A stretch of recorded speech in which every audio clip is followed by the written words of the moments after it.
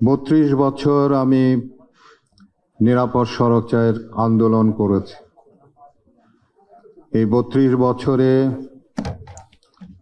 যে কয়টা সরকারকে আমি পেয়েছি, সেই সরকারের তাদের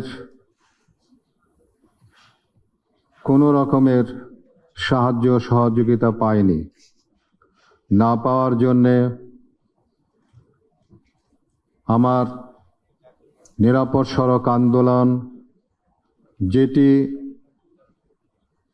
25 বছরে বাংলাদেশ স্বাধীন হয়েছে, কিন্তু 32 বছরে নিরাপদ সড়ককে আমি বাস্তবায়ন করতে পারিনি।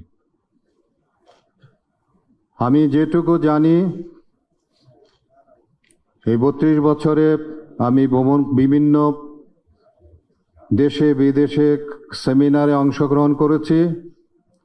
সেই সেমিনারে অংশগ্রহণের মাধ্যমে আমি যেটুকু জানতে পেরেছি, সেটি হলো যে সরকারের সহযোগিতা ছাড়া, তাদের সহযোগিতা ছাড়া এটিকে বাস্তবায়ন করা সম্ভব নয়।